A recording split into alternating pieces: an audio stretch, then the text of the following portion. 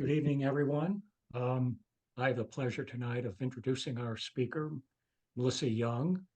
Melissa serves as Reuse Networks Manager for Upstream Solutions. Upstream is a leading change agency for the reuse economy in both the US and Canada. The organization works to spark innovative solutions and forge strategic alliances to help people, businesses, and communities transition from disposable single-use products to reusable and refillable product delivery systems. Tonight, Melissa will discuss Upstream's efforts to grow and support the reuse economy and highlight the benefits of going throwaway free. With the growing proliferation of single-use products and packaging, it's becoming clearer and clearer that we can't recycle or compost our way to a sustainable future. We have to work upstream to redesign the systems that generate all the waste in the first place. Melissa has been involved in sustainability work for the past 10 years with a foundation in plastic pollution science, research, and environmental advocacy. She now focuses her time on supporting stakeholders through the education and adoption of reuse systems. And we're fortunate to have her here. She's based in Mesa. With that, I'm going to turn things over to Melissa, but I want to suggest that we hold questions until the end of her presentation. And if you want, feel free to post questions in the chat box, which Paul and I will monitor and get to. So take it away, Melissa. I'd like to add just one note before Melissa gets started. If you are not, if you could, please mute if you're not speaking so that we don't have background noises. Thanks.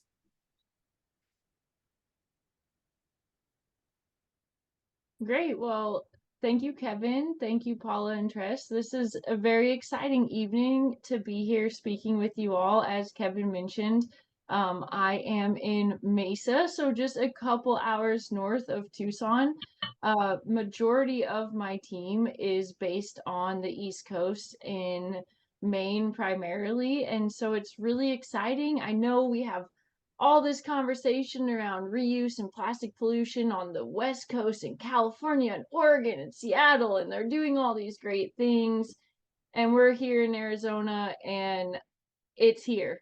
And I'm excited to be here and to talk with you all and know that you're enjoying, hopefully, this amazing, beautiful day that I've been enjoying in Arizona as well. And I'm just up the highway. So it's great to be with you all tonight. And I'm excited to share with you how it is Plastics and Planet Month with Earth Day coming up. But we're not really just going to talk about plastics tonight. We're going to talk about reuse. And while single use needs to not just be plastic focused, but single use of all materials, and why that's important, not just for the climate, but for our communities and our economies as well. So it's great to see you all.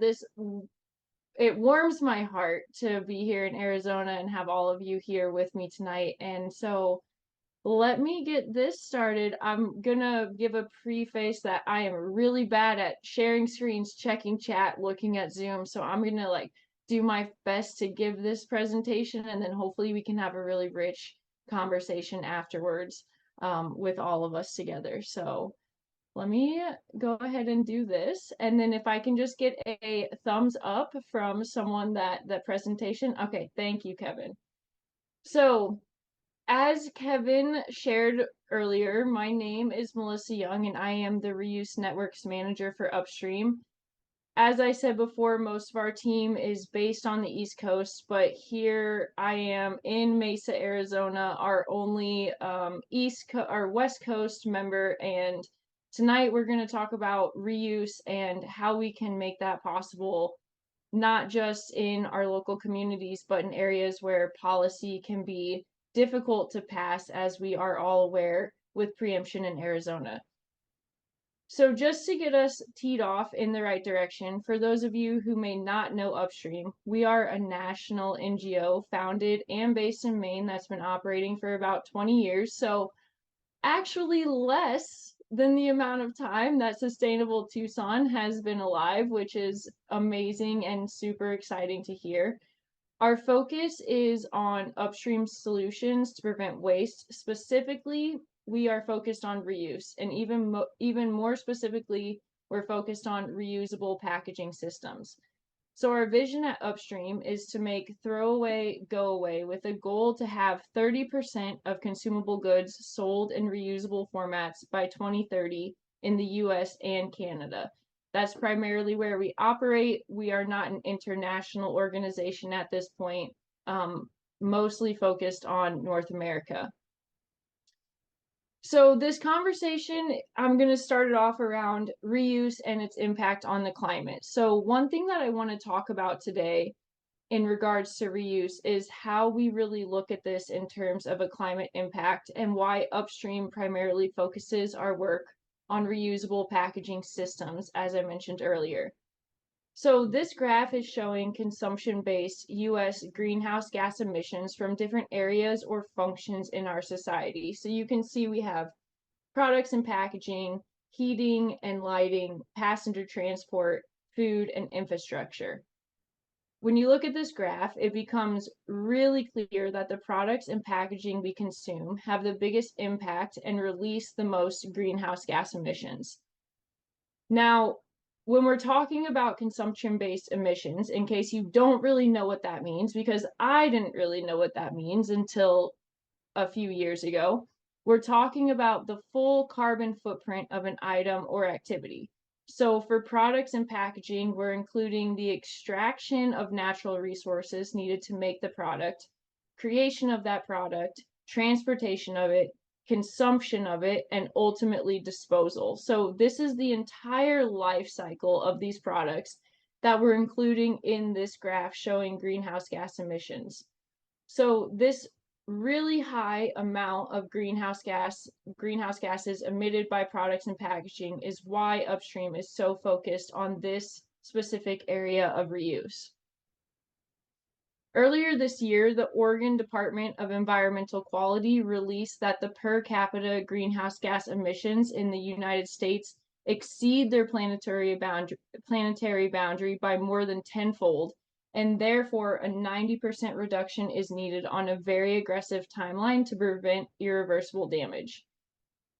On top of that, they also released that even if recycling was conducted flawlessly throughout the nation, so every single family, every single person was recycling every single item that could be recycled, and they're recycling them perfectly, meaning they're cleaned out perfectly, they're separated perfectly.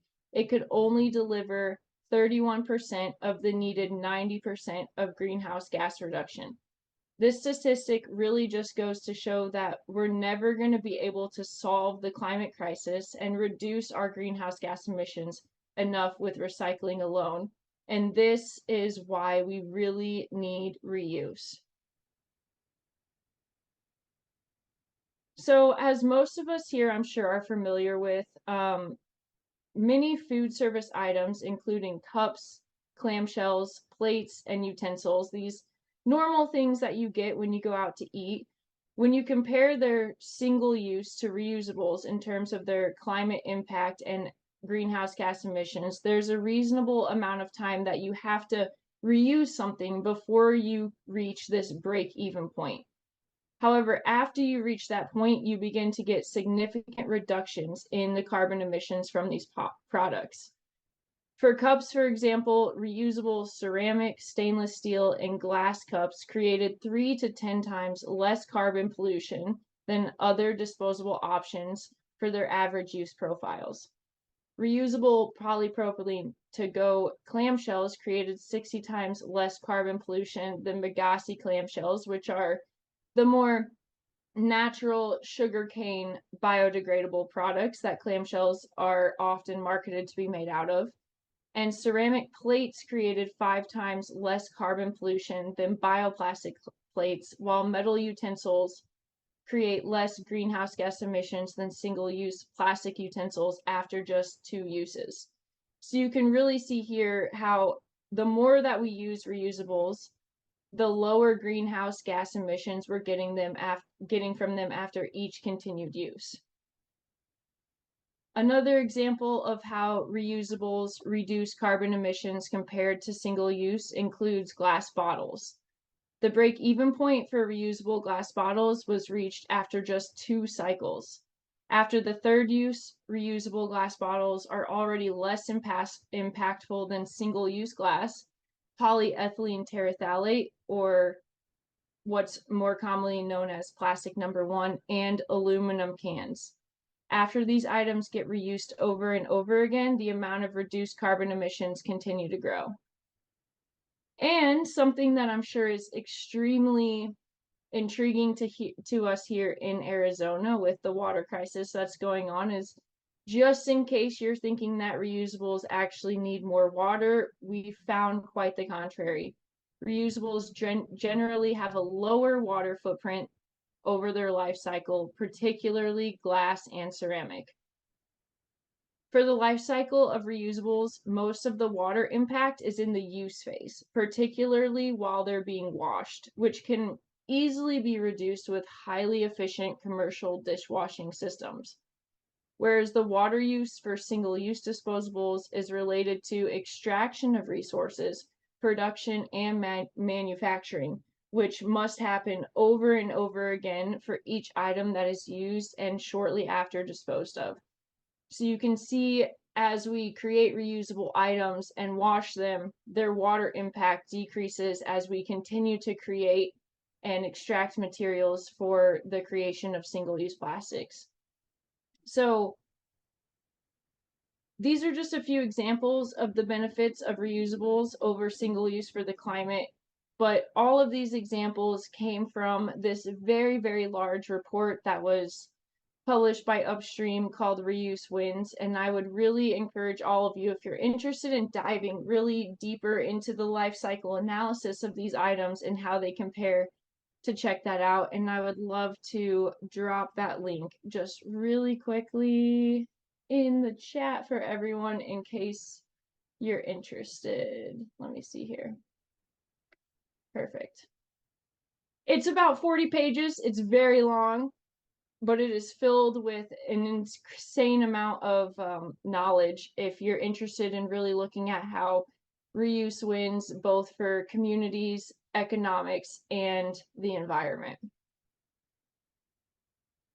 So despite the benefits of reuse, we're still living in this throwaway economy, a system in which 10% of all wood harvested, 20% of aluminum mined, 40% of plastic created, and 50% of glass produced goes primarily to making single-use packaging that is consumed within a matter of minutes before it's trashed, recycled, or littered.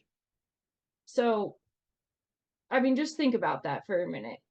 Think about the items that when you go to the coffee shop, when you order off Amazon, when you go to the store, the items that you're getting that take all of these natural resources, all of this energy, all of these greenhouse gas emissions to create, to dispose of, and they're used for a matter of moments. This throwaway economy justifies the unnecessary extraction of these precious natural resources on the front end, while also creating insane amounts of waste and pollution impacts on the back end.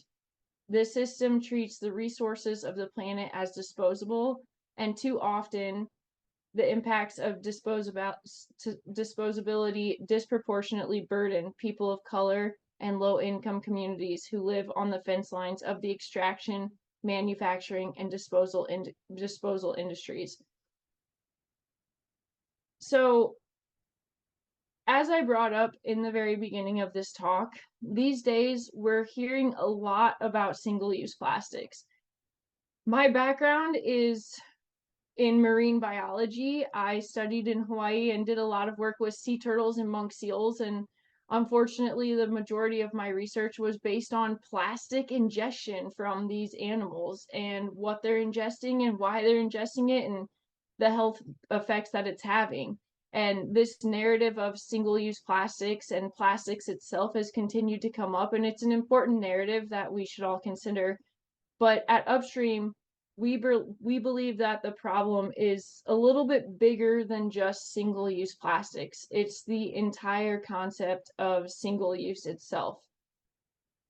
In fact, when you consider switching from single-use plastic to single-use other materials, you can see other environmental and human health issues that arise. So some of the other options that are considered are bio-based plastics, aluminum, and paper. For bio-based plastics, also commonly known as compostable plastics, they often act like traditional plastics in the environment, never biodegrading and still requiring significant inputs of energy, water, and fertilizers to create. The creation of bioplastics can lead to water pollution, resulting in dead zones and toxin exposure. So I'm not sure how many people here have heard of dead zones and the idea of hypoxia and fertilizers reaching the water and creating these areas where animals are no longer to survive. But this is a result that we're seeing from these bio-based plastics, as they're often requiring the same mechanisms as other agricultural systems to create. While aluminum does have a relatively high recycle content, the mining of bauxite is required to create virgin aluminum that is needed to mix with recycled aluminum to create new products. The mining of bauxite releases harmful perfluorocarbons that are even more toxic than CO2.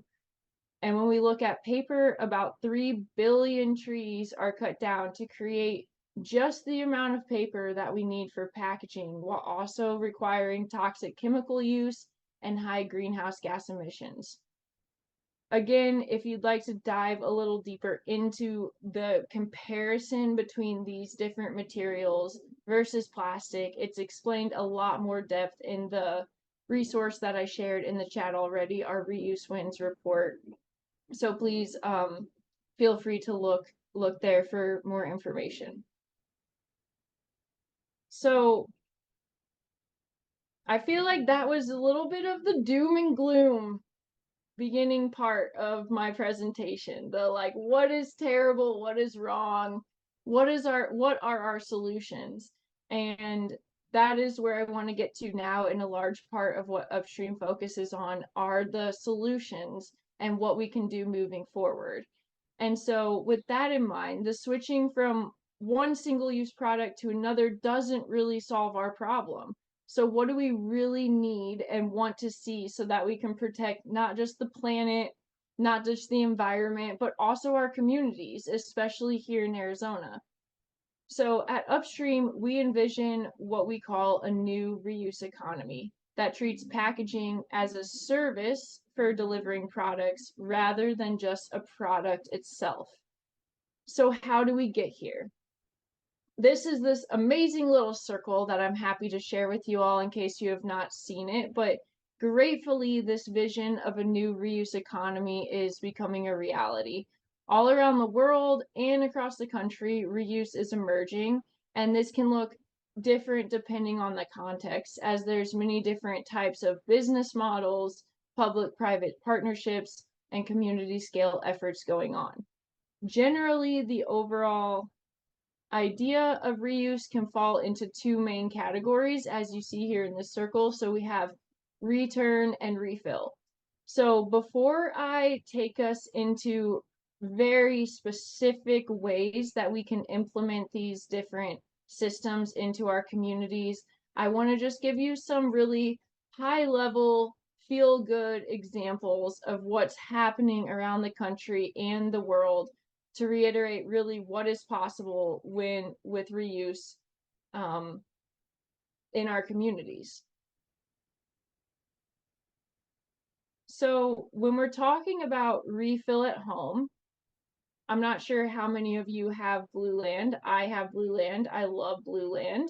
But we're really talking about packaging that we as consumers, everyone on this call, are purchasing and refilling ourselves. For example, outside of Blue Land, you might also own a soda stream that allows you to use returnable, reusable CO2 cartridges to create sodas or other drinks using a refillable bottle. At the same time, besides this, smaller corporations that are turning to refill, we're starting to see increasing refill at home options among cleaning products. Even Clorox has gone on record to say that reuse is essential to reaching their climate goals. They mention here that reuse is essential. We at Upstream believe this is a little bit more of an example of refill rather than reuse, but that's a whole nother topic for another time. But sometimes refill also means going to a shop where consumers can bring their own containers from home to shop for personal care items in bulk. And then if we look at the other side of that circle that I presented earlier, we have the reuse and returnable side. So returnable means packaging that producers own. So this is a little different. These are items that us as consumers, we're not purchasing and holding on to and refilling ourselves. These are things that the companies own that are providing to us that are getting returned to them to be refilled again. So they provide it, they take it back, and they reuse it, just like the old milkman model. These could be products you buy online or at the store, and they're picked up from your home by a service provider such as Loop if no one's heard from them. Or there are returnable reusables that can also be recirculated back into the system by returning them to a specific drop-off location. So for one more specific example of this is cafes providing your drinks in reusable, returnable to-go cups like the startup company Useful is enabling in cafes and universities. These cups can be returned at any participating cafe or drop-off location while you're out and about. Kevin was kind enough to share with me some of the efforts that Sustainable Tucson has been working on currently. And I know that a small portion of you are working on creating a startup business that will provide reusable takeout containers to restaurants in your community. So I also just wanted to make sure to mention, if you've not heard of the company Deliver Zero, that they're doing this at scale already. They started in Denver and they've grown around the country, and would be a great resource to check out. And I'm also happy to connect you with anyone from Deliver Zero if that would be useful for you as you're getting ramped up into providing reusable takeout containers in Tucson. And with all of this, again, as I said, this is kind of like your high level. This is like what reusable could be if it was everywhere and it was amazing. And these are things that are happening around the country and around the world. But the great news is that reuse really is growing, and it's growing fast. In 2019, there was only about a dozen reuse refill startups in the US, and today we have more than 150.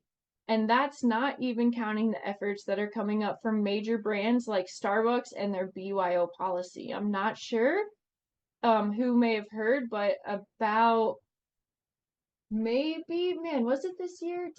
Time is so weird anymore. But a few months ago, maybe 6 months ago, Starbucks launched a BYO initiative, bring your own, meaning you can go into any Starbucks and you can bring your own cup and they will accept it. And so we have these large brands accepting reusable containers, which is a big step forward. And just to show you what is really possible, this is something that was new news to me. Reuse can even work at McDonald's. So even reusables in places where they've required restaurants to comply with new policies banning disposable for on-site dinings is possible. So these large chains that we know create a lot of waste, it's possible for them to switch to reusables as well. So at this point, I think it's pretty. Sorry, I got a little distracted by the chat. This is why I can't look at the chat. I cannot multitask. At this point, I think it's pretty easy to see that reuse wins. Where reuse is provided as the default to consumers, it outperforms single-use packaging on just about every environmental and social metric you can think of.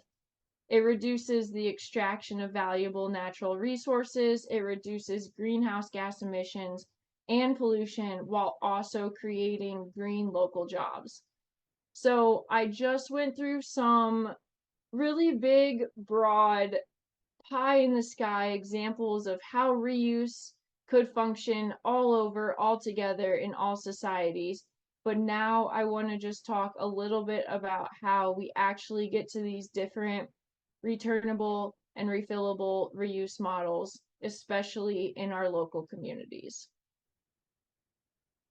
So, one word I know that we've all heard is policy.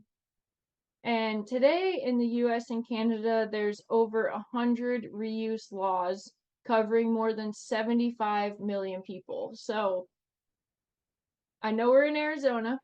I know policy is difficult here, but this is still a really, really large accomplishment to celebrate. Over 100 reuse laws covering more than 750 million people. At Upstream, one of our main goals is to make sure that we track these policies as they come up so that others are able to use them for guidance and as inspiration. So again, recognizing that Arizona is not the most policy friendly state, I want to drop the link to our tracker in the chat if you're interested in looking at the laws that have been passed around reuse around the US and Canada. A lot of these do include Skip the Stuff, which I know is another potential focus for the Sustainable Tucson Coalition. So to touch a little bit further on policy, I want to just give a few really specific ways that reuse has been pushed forward. One of these ways includes bans and fees. So these have become very popular as a way to reduce single use. And while historically they've mostly focused on food service items, they've begun to expand into packaging, which is Upstream's main focus as well. A few examples of bans and fees include Skip the Stuff that I know Sustainable Tucson has been considering bringing into your community on a more voluntary basis, where it's usually passed as a policy. But they also include reuse for on-site dining policies, where restaurants are required to provide reusable food service items when people are dining in. Thinking back to the McDonald's example earlier, as well as cup and container fees, which imparts a fee when customers ask for a disposable cup or takeout container. And then on top of that, policies requiring reuse at events or other high traffic venues. So again, a lot of these are policies that are passed through legislation, but they can also become, as Sustainable Tucson has been considering, more voluntary measures that the community takes. So while many places have put a single ban or fee in place by itself, we have learned through a lot of discussion that they often work best when coupled together. So for example, a cup and container fee have been found to be more effective when they're coupled with a reuse for on-site dining policy, because this allows the customer to have more choices when visiting a restaurant or cafe and the options to choose reusable over single use, rather than going to a cafe, wanting to get your coffee, it comes in a disposable cup and you must pay the fee regardless. Some other communities are also passing policies, often included in larger policies, that require reuse targets for their area or state. So in California, for example, they passed a packaging extended producer responsibility bill that also includes a single-use source reduction goal of a minimum of 4%. So this is just another way to make sure that these policies are getting at really the root cause of this issue, which is reduction of extraction and production of materials from the start. All right. I feel like I've been talking a lot, but I am almost close to the end of my presentation, and I'm excited to have some conversation around this. So the last couple of things I want to talk on about policy before moving into local coalitions and the work that they're doing is extended producer responsibility and deposit return systems. So extended producer responsibility, also known as EPR, requires producers to be responsible for the waste that they're creating while enforcing lower fees for companies using reusable products. DRS, or deposit return systems, encourage people to bring back bottles to be reused and recirculated. The exciting thing about both of these policies is that they collect funds from the producers, and these funds can be used for community education and ideally funding reuse infrastructure in your state or your community that can build out these other systems that we're hoping to implement. So that was a lot about policy, because Upstream does a lot of work about policy, and it's a really important lever to push reuse forward. But we're in Arizona, and Arizona has this great little law called preemption, which I know we're all aware about is a ban on bans. So how are we really going to move reuse forward here when we can't do a lot of the things, at least easily, that are on this list?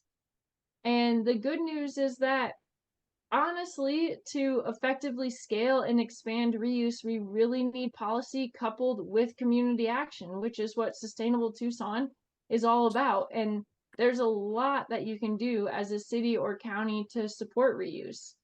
There's incredible examples across the country of public and private partnerships that are already building citywide reuse programs, and community members coming together to form coalitions just like us here tonight to advocate for and implement reuse. So the examples could go on and on. I want to give you a couple quick, very few ones that I feel might be relevant to the Sustainable Tucson group. And one of those is Reuse Seattle, which has already started recruiting reuse services into the city and matchmaking them with local event venues, schools, restaurants, and more to create this city where reuse is the norm. That's what people expect. That's what people want. That's what people ask for.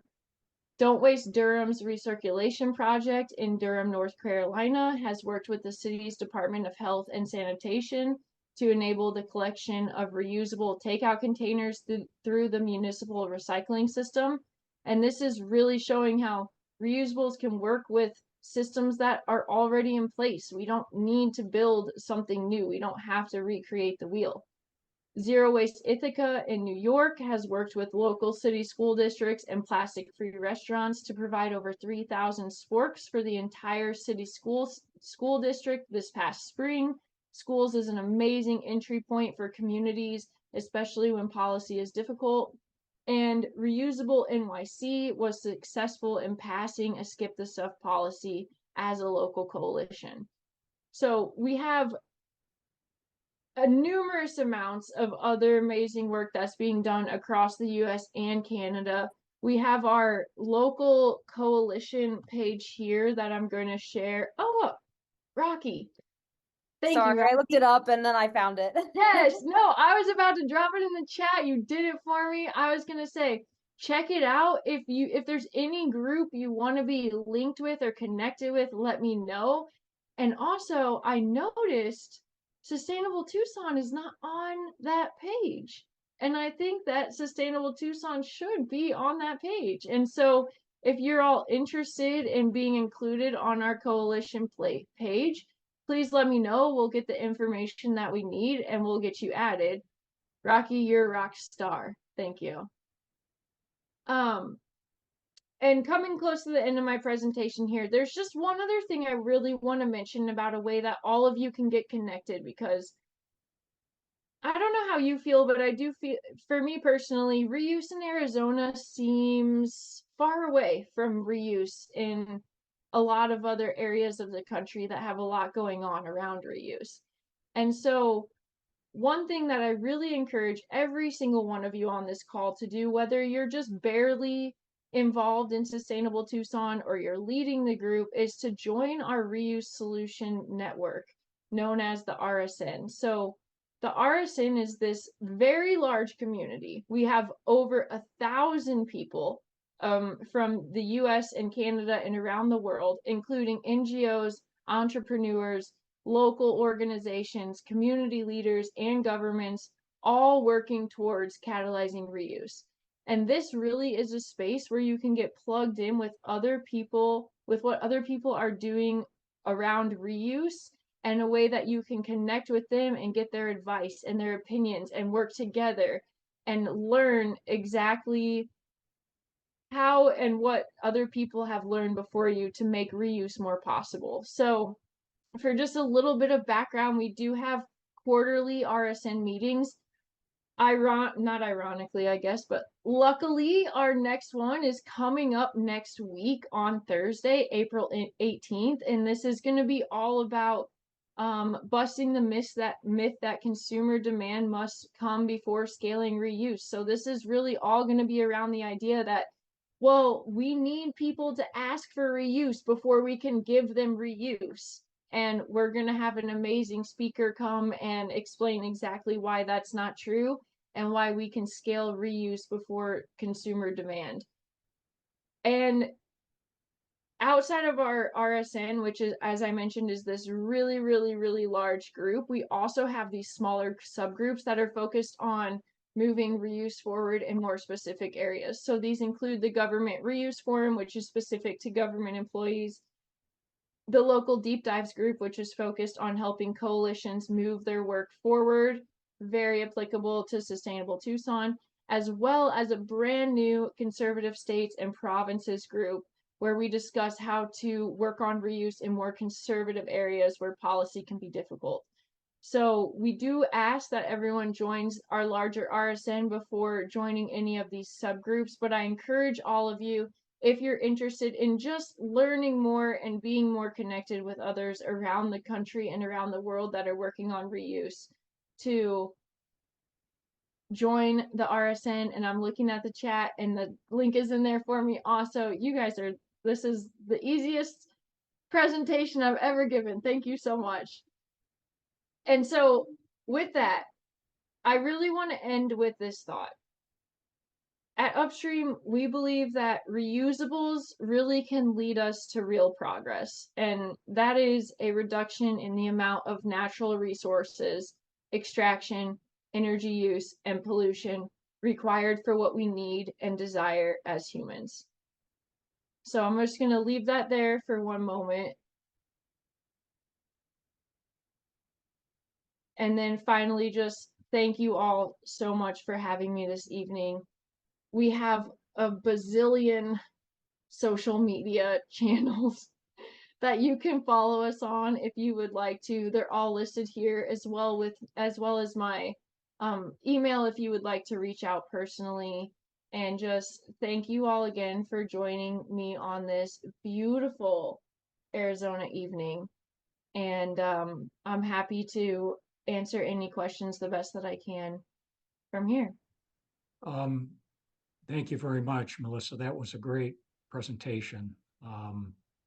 Much appreciated. And it's good to see that we're not alone in trying to work on this issue. A lot of great work's taking place across the group. We don't have to reinvent the wheel necessarily, but as you mentioned, Sustainable Tucson has a couple of subcommittees that are looking at reuse.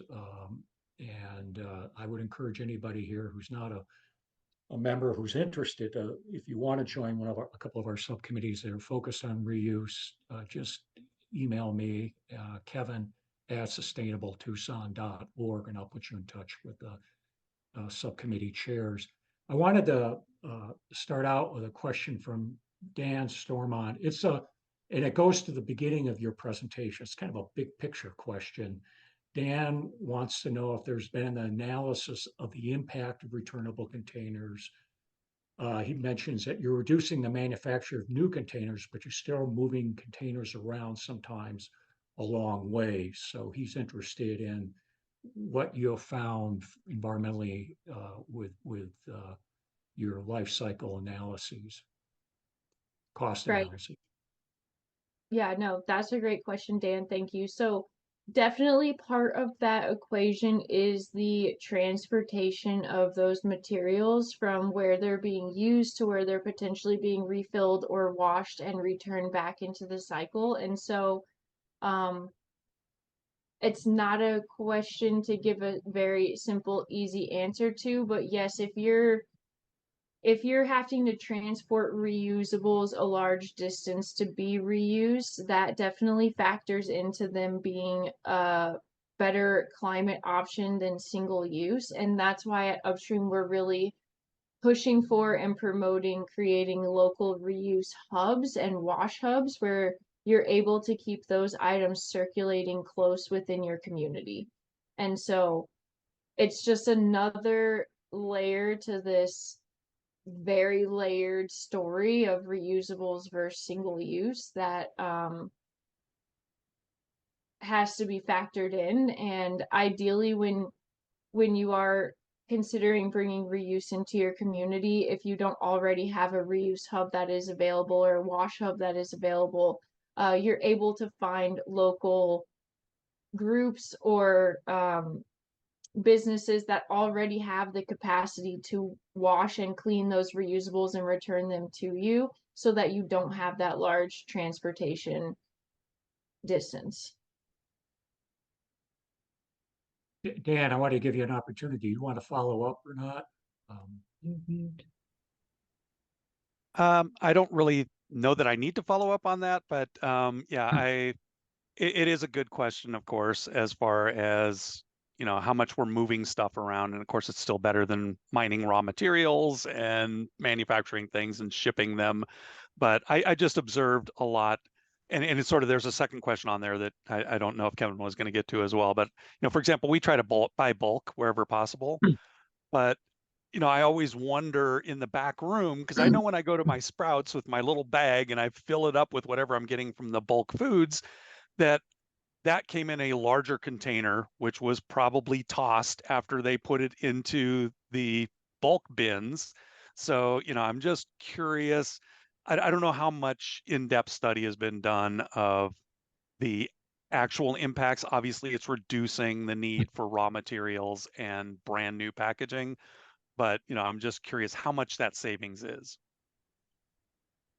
Yeah, and Jan, just to follow up as well, this is the research and the studies they're not extensive at this point, right? Reuse used to be the norm back in the 30s, 40s, 50s. Like that was what you did, and that was the only option. And then in the 50s, plastic was created. We switched to this throwaway culture that was glamorized to a certain extent, right? And now we're in this weird stage where it's like, can we even go back to reuse? Like, is that even possible?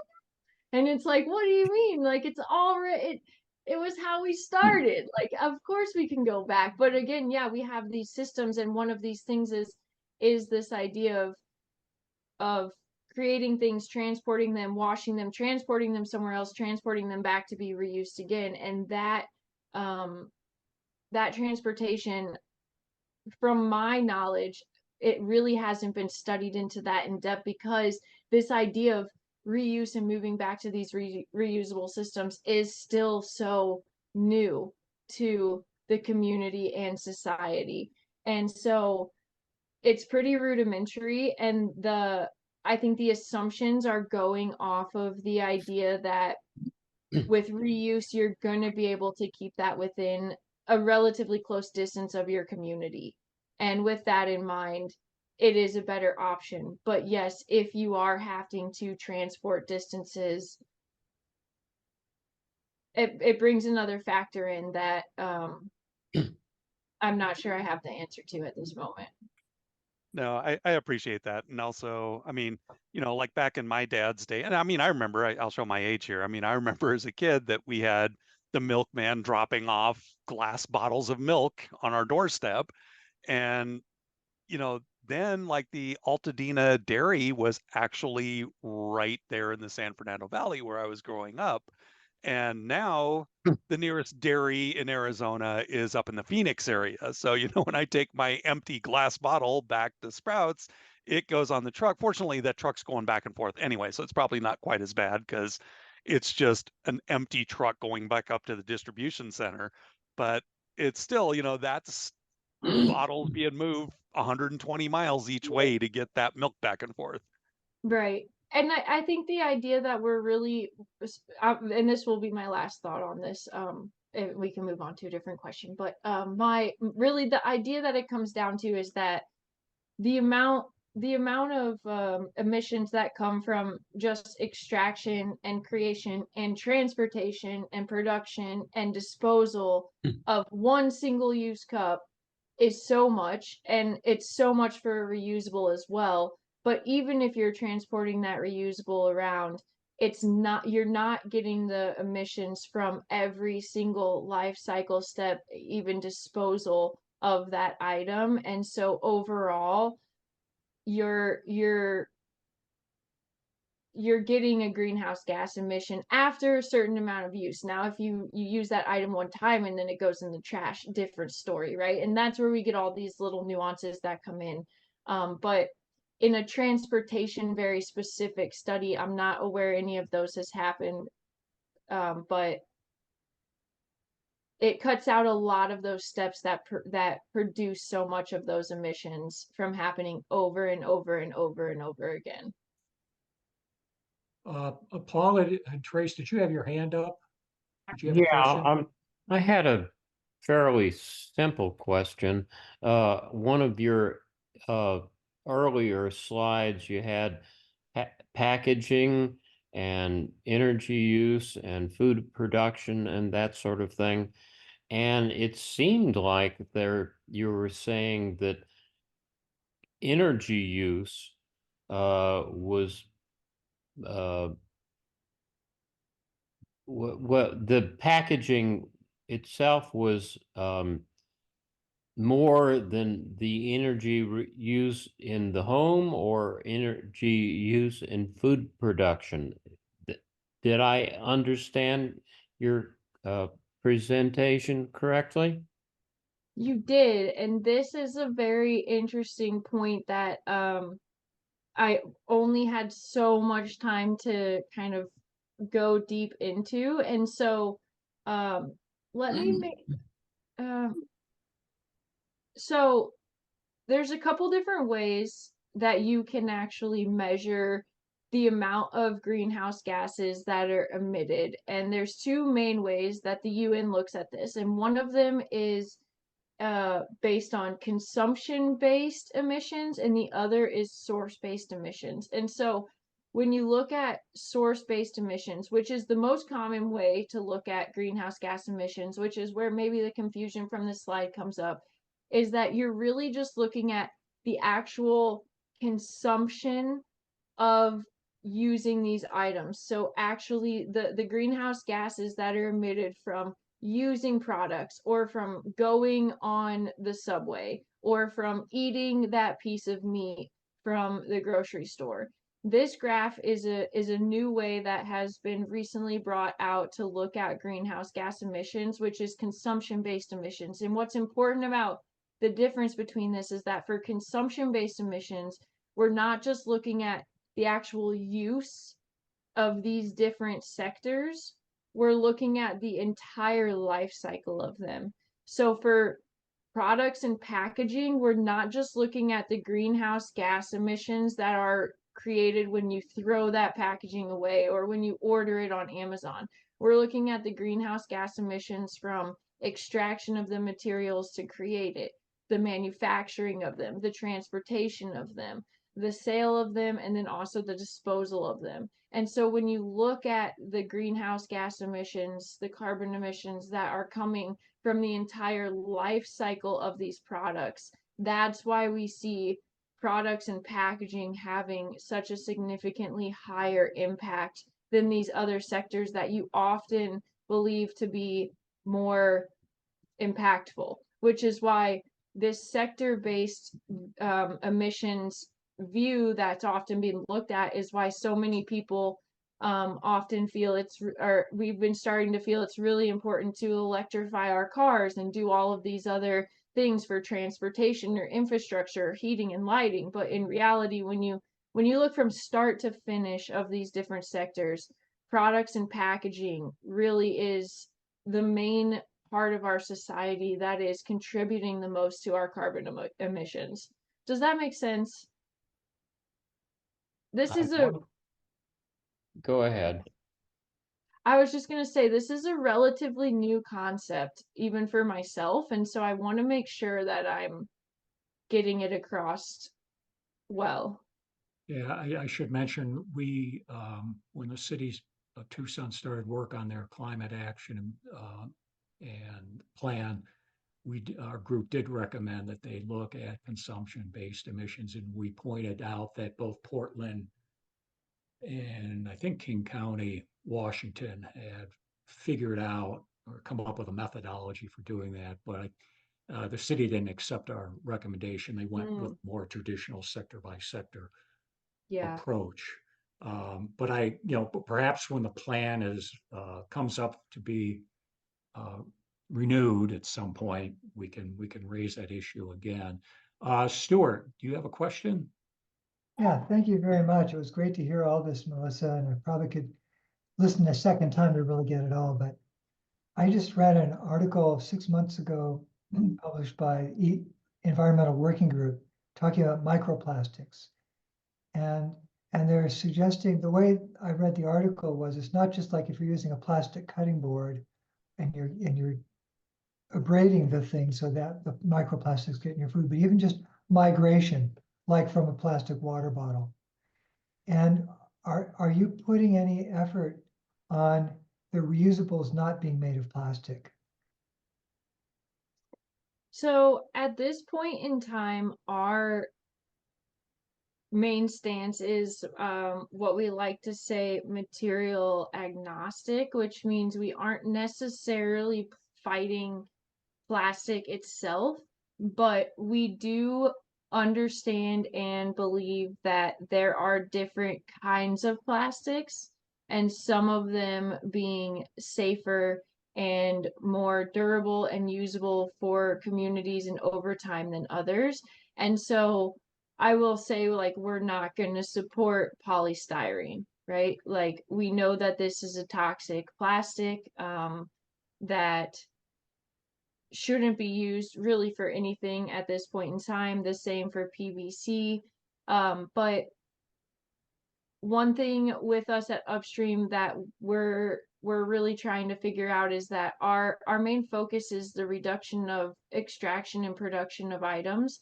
And that, as I mentioned before, for some reason has become this new novel idea of like, how could we not have a throwaway culture? And we're so much at the infancy of this idea in our society again, that to fully go against plastic as a whole seems like a barrier that we could be putting up against ourselves in making that step forward that we don't need.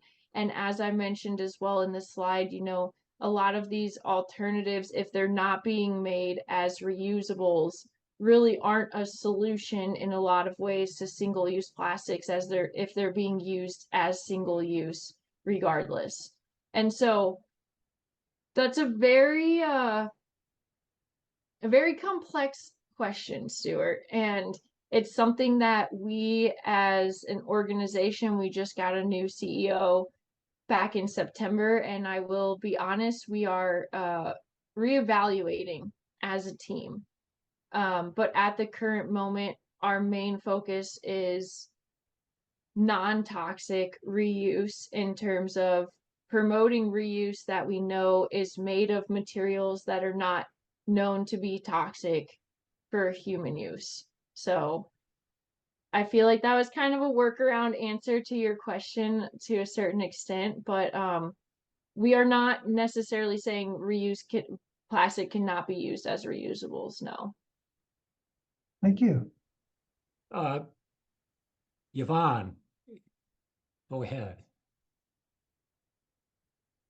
Hi, thanks. I've been working on this upstream concept for a long time, and with Trace and folks in Sustainable Tucson on the whole issue of either, sending it back upstream to the producers to be reused, and I've had European travel experience, and outside my condo in Zurich, we had 4 or 5 different containers, all of which were for containers of different kinds, glass, aluminum, paper, to be sent upstream. They were going to go back on. But I would rather have, and when I was working with this in a couple of groups,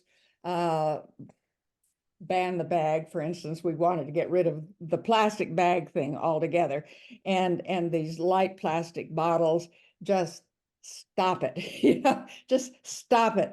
But at the very best, put them back on the truck. Have people pay some kind of deposit. If they bring the things back, they don't have to pay the deposit again. And I've talked to all our supermarket people, and they were saying, well, yeah, but we'd have to tack this thing onto the end, and then we would have to take provide a receipt or something, and blah, blah, blah, blah, blah. It was just a lot of crazy paperwork that they didn't want to do. Whereas their trucks go back to the source, and if they sell you a case of beer cans and you bring back the paper and you bring back the cans and you put them back on the truck that goes back upstream, and that was the concept that we worked on, but we butted our head right against that preemptive thing, years ago. And every time we wanted to ban something or send it upstream, guess what? It got sent back down to us from the Capitol saying, you can't do this, sorry. So Tucson is pretty progressive.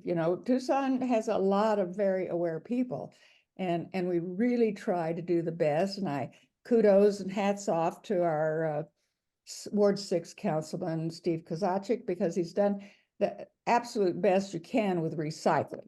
The provided large sites for recycling glass, for recycling paper, for recycling aluminum, for recycling plastics, turning plastics into building blocks that we can make buildings out of, and any other kind of structure. And he brought Bifusion in here to set up their plant. But all of that takes energy, and energy itself, the production of energy, has a heavy carbon imprint. And so I think that wherever we can start, each and every one of us needs to start, like a professor of mine in my graduate studies said, think globally, but act locally. Do what you can do within your own sphere of influence, and just do it. And I'm really been a very big supporter of Trace. I've known him since like about 1978, when he was first talking about, saving our local water and growing our own stuff, and that kind of thing. So we're doing our best, and he's a pioneer. And by the way, Trace, I need to speak to you for a couple of minutes after the meeting. Fine. Glad Okay. to. But thank you, Melissa. That was very fine. And I think you summed it up very nicely for everything that can be done in the best possible scenarios for not using any more resources than we possibly can. Yeah, thank you for sharing, Yvonne. I mean, I will say I have my reusable water bottle that I've had for 5 years that I fill up and I take hiking and camping, and I take, to everything that I ever do. And it's, as much as there's a lot of responsibility that needs to be put on these large companies and producers and government and policy, and in restaurants, there is always your part in what you do and choose. Kelly chugging from her reusable as she comes back on camera. Yeah, I mean it still matters, right? Like there's still something that we can all do in the day to day, and a little bit of responsibility that we all have ourselves. So thank you for sharing that, Yvonne. I appreciate it. Stephen has a question, and I'd actually like to introduce him and Rocky. They're our two entrepreneurs who are trying to create the startup business to provide reusable takeout containers to local Oh, restaurants. But awesome. Stephen has a question. Well, a question and a comment. Yesterday, I listened to an esteemed oceanographer from U of A talking about CO2 in the ocean. And one of the things she noted was that in terms of CO2, the US is actually reducing and is on track maybe to get where they need to be by 2030 to 2035. And she assumes it's mostly the result of individuals and the decision of the electric and providers to go with renewables more and more. That's making the bigger difference. She said still a long ways to go, but it is actually happening, at least in our country. So that was one thing. The other thing was that energy sector far outweighs anything else in terms of the CO2 going into the ocean and into the air. So I want to put a plug in for people to elect new Arizona Corporation commissioners that will actually focus on renewables. Stephen, if you have a link to that presentation, I would love to watch it. I'd have to get it off my email. Your email in the chat? Yes, I can drop it in the chat. I think probably the rest of the group would love to as well, but I will put Okay, I'll send it to you. Thank you. Keith, you have a question.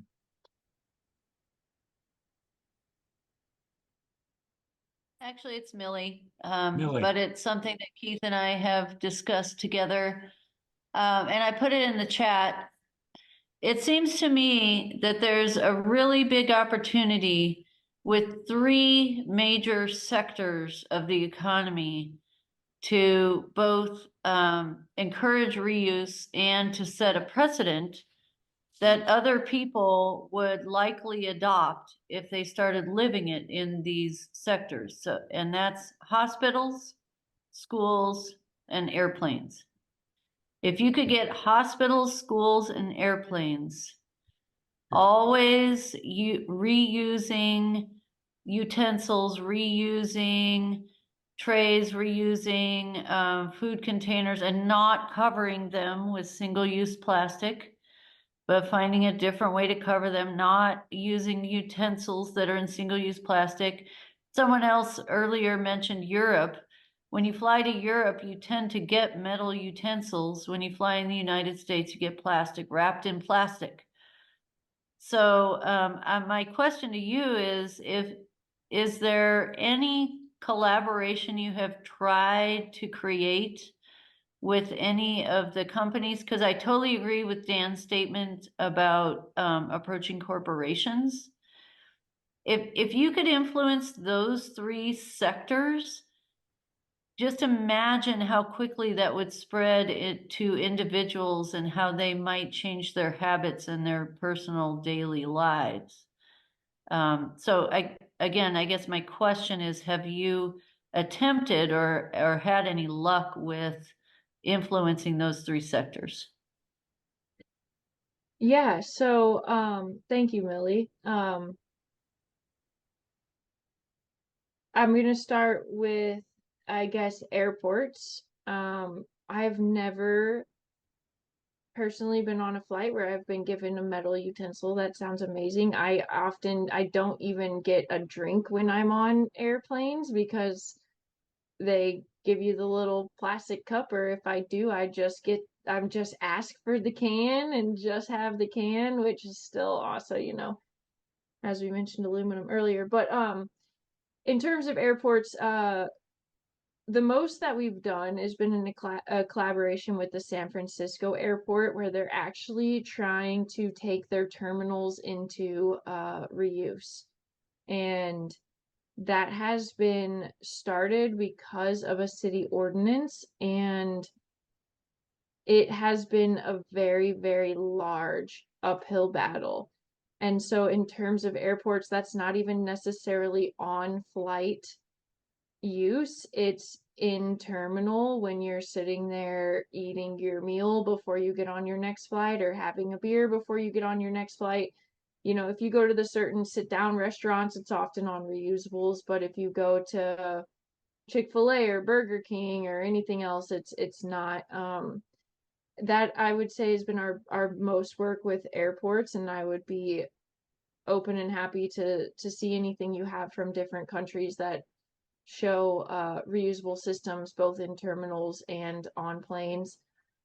With schools, we have worked with a very large, numerous group of coalitions who have done work in schools. I mentioned Zero Waste Ithaca, which just in the past couple months got reusable silverware to all of their city schools across the county, and so that was a big win. But there's a lot of different groups working on that, and schools are a huge point, not only because you have influence of the youth, which is very important for moving forward. We all recognize how important our youth is in terms that they're going to take over these issues and these problems in our society as time goes on. But also just the sheer number of waste that comes out of 3,000 kids at one single high school eating every single day with a tray and a fork and a knife that gets thrown in the trash. And you know, often these schools do have some type of wash facility. You know, the food's usually made in stainless steel bowls with tongs and things like that, so it's not that the wash ability is completely absent from there. And then the other thing was hospitals. We actually we have a hospitals is a new, the medical field and its amount of waste it's generated is not a new issue or idea that's come up in the reuse world, but solutions towards it are pretty new, and it's a difficult sector to break into, because you have a lot of people fighting the or proposing the idea that single use is necessary for human health and human safety, and that is it's a difficult argument. You know, it's just like with 2020 and COVID, how we couldn't bring our reusable bags to the store because it was not safe.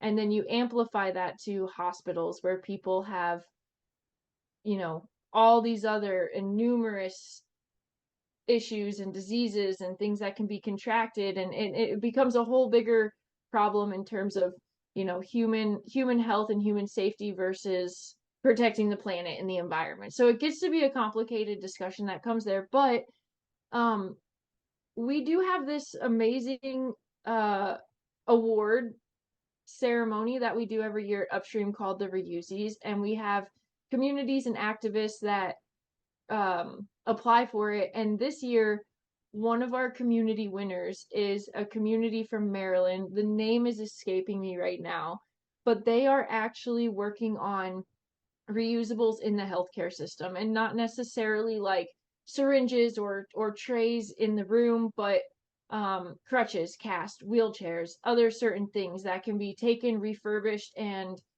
reused at other hospitals, or given to people who may not be able to afford a brand new wheelchair or afford brand new crutches.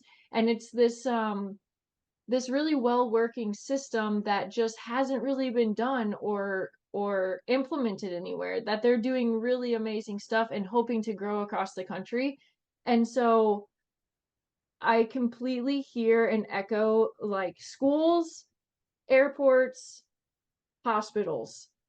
Yes, like 100%. These are high impact areas that if we can get reuse into, it's going to make so much of a bigger impact than your local coffee shop giving reusable cups out. You know, like I am right there with you on that. We're just still trying to get there, I guess. And there's momentum in all of those different sectors. It's just at a little bit of a different pace between them all. And I hope that was kind of what you were hoping to hear from me.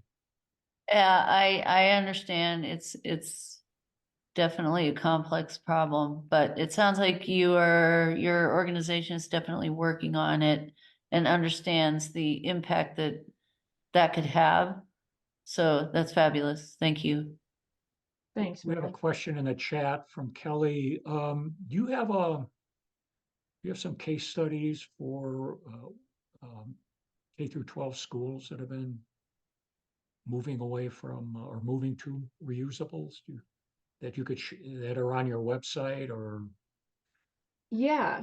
So I have, and I knew Kelly, I knew you were going to ask this question because you were at our conservative states group with our CEO, Crystal, and you'd brought up Skip the Stuff. And I know she'd mentioned that for communities, often schools are an easier, is for communities who can't pass policy easily. Schools are a good entry point for a couple different reasons. Often because students and young kids, like, they get it, right? Like, they understand this is an issue and this is the world that I'm moving into and this is something I need to care about because it's already bad, and if we don't do something about it, it's just going to keep getting worse. So, like, you don't really need to convince children or kids that this is an important thing to happen.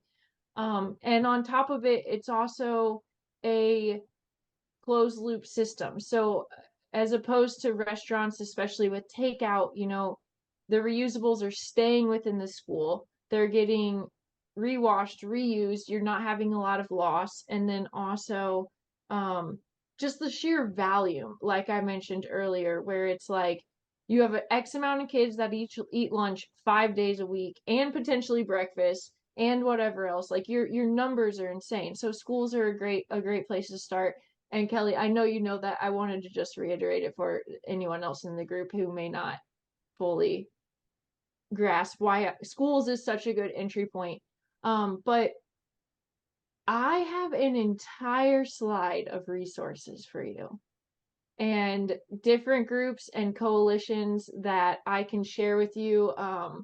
We have, if you've ever heard of Post Landfill Action Network, they're all students that all work towards moving schools and universities to zero waste. We have, as I mentioned before, Zero Waste Ithaca in New York, who's been working on this. I think there's been a suggestion put in the chat. And so Macy, who I think you're also familiar with, Kelly, she is like starting a whole project on schools. So if schools is of interest to Sustainable Tucson, like, we have the resources, the people to connect you to, and I can easily do that through email where it might be a little more beneficial with resources and names and information. Oh, and Kelly, I'd like to mention both Dan and Millie have, look at the last two items in the chat. Dan mentions that Manzo Elementary in Barrio Hollywood has done a lot of work in this area. And I know that one of our members of our committee, Donna Corbin's been working with that elementary school on doing some food waste prevention activities with the kids. And then Millie mentioned that there's a Green School initiative that's sponsored by the Climate Reality Project. So again, another couple of resources that we should probably follow up on. Paula or Trace, do you have a question? Yeah, I want to go back to policy, and you are by now quite familiar with our preemption laws here in Arizona. Yes. And I was just wondering if you have any suggestions on how to sort of get at policy angles that might work around the preemption law, or ways, until such time as we can get rid of that preemption law? Are there policy approaches that we can take, or people that might be particularly good for us to try to work with in the state legislature? Oh, Paula, that is such a hard question. It is a very difficult question. So I'm not sure if you all are aware, but Colorado used to have preemption. They were the first state to reverse preemption back in, man, it must have been 2021, I believe. It's a big uphill battle to get rid of preemption. And when it comes to working policy around preemption, I wish that I had a better answer for you, but I'm not sure that I can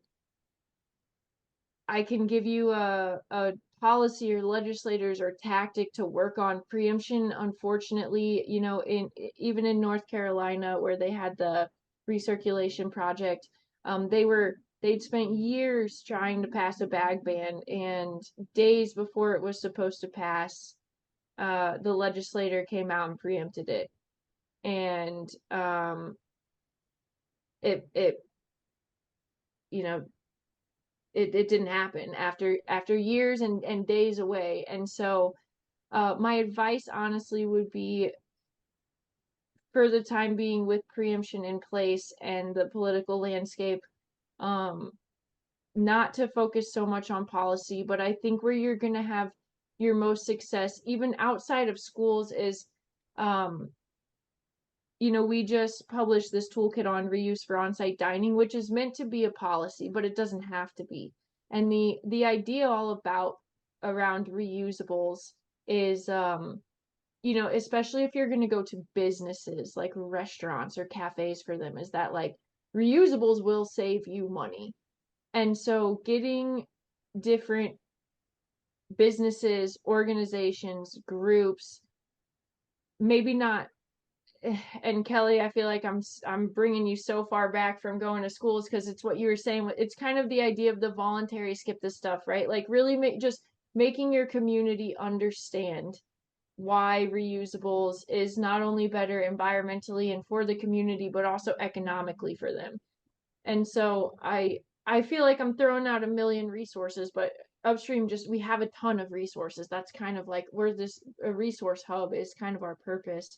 We have a resource called Chart Reuse, where businesses, restaurants, they can actually go in and put in, the amount of cups or plates or utensils they use, and put in how many other reusables they would need, and it'll show their cost saving analysis over periods of time. And so I wish I had a better answer, Paula. I really do. But preemption is it's a tough one. Yeah, we've had some interesting experiences with it. Not just the Bisbee bag ban, but there was a whole experience with trying to collect unwanted guns and get rid of them, and that was preempted. Yeah. But looking at ways that we can, in a sense, intensively educate the community, including businesses, so that they institute their own individual policies, I guess, is maybe the way to get going on it. Yeah, I mean, and incentives, like different communities have done, kinds of incentives in terms of like programs like stickers, or like little plaques that businesses get for joining necessarily like this cause or this movement of deciding to, provide reusables or be a part of a program or something like that. And so it becomes a lot about community building and getting the community involved. And when that comes to businesses, a lot of that comes down to the economics. And I will tell you, the economics are there. Reusables will save you money. So there's a lot of that in the Reuse Wins report that I shared at the very beginning around the environmental impacts as well. And I feel like this is a big crash course, and I'm throwing like a ton of like, check this out, check this out. So like, again, if anyone is like, hey, you mentioned this, I don't remember, like, feel free to reach out to me. I put my email in the chat. I can put it in the chat again, but like the main purpose of Upstream is here to support community groups and efforts like what you all are doing, and to provide the knowledge and the connections and the input and the feedback and everything that we know from what's worked elsewhere around the country and the world. So this doesn't have to be the end of the conversation, and I'm not going to necessarily be able to answer all of the questions. Yeah, I think we have time for one more question before we wrap up. Yvonne, you have another question? Just a short comment and response to the question. Dan brought up the Monzo model and they actually got the greenest school in the country award.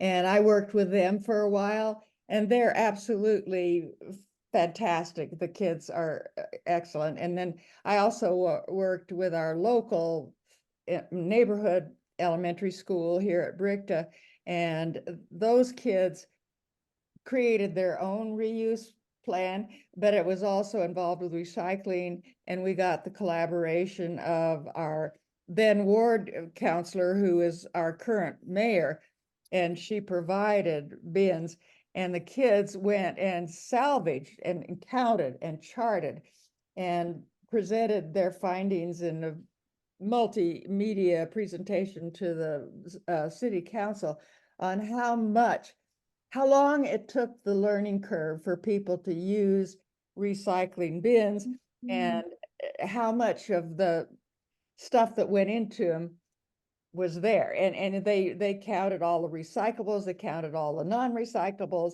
You know, they were in there with their hazard gloves and everything. And these were fifth graders.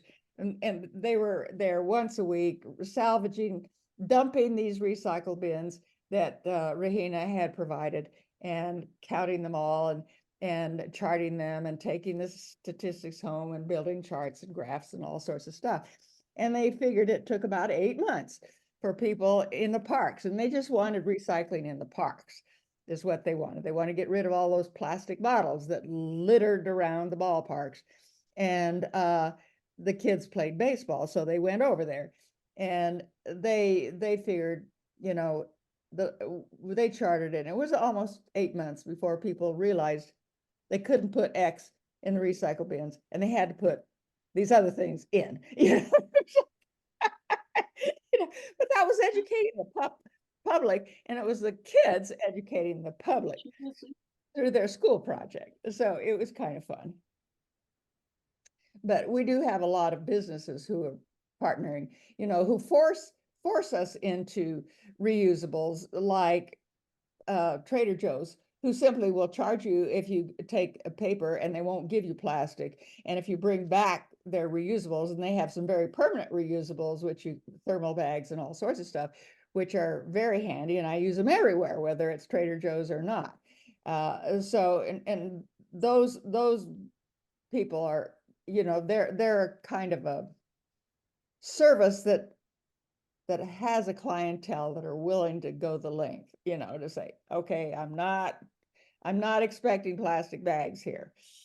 Albertsons, not so much. You know, they'll give you the recyclable, they'll sell it to you, and it's an economic thing for them, but they still give you the plastic, you know. Trader Joe's has also made it a norm, right?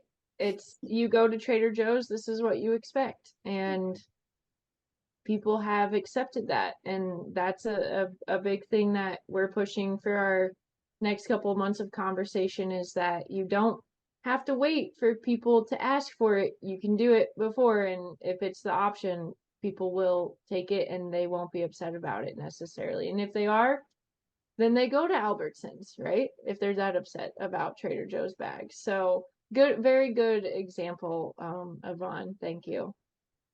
Yeah, I think that one thing that troubles me sometimes about these consumer brand or grocery store programs, they're not doing an adequate job conveying the benefits, educating their customers, and I think that's critical when businesses roll out these programs. We need to make the case, whether it's environmental or economic, that reusables are the way to go. So I hope that you gave the example of, I think, Clorox. I'm hoping that Clorox is doing some outreach and education with that initiative. Um, I want to thank Melissa. This is a great presentation. You've given us a lot to think about, and you've also graciously agreed to take some follow-up questions from us. We're glad you're just up the road and in Mesa. I'm very impressed with the work that Upstream is doing, and I think you'll be a great resource for people here in Tucson who want to move the needle forward. And as to Paula's question, I think we have to remake the Arizona State Legislature a little bit. That's got to be the first priority. Yes. Just like Dwayne the does have, Arizona Corporation Council. But anyway, I'm going to turn things back over to Paula, who I think is going well, to give us. Dwayne has one final question. Yeah, we, Actually, just a quick comment on Tesla is actually buying back the packaging for their Powerwall 3 batteries. And this is a 287-pound product that they're getting out there and getting us to use our solar energy overnight. And they're paying $100 back for each package of that so that they can reuse it and use it for the next battery. So it's a significant package to take care of a 287-pound product. And I know that not everything about the politics of the person in charge of that company is great, but they do have some good ideas when it comes to sustainability.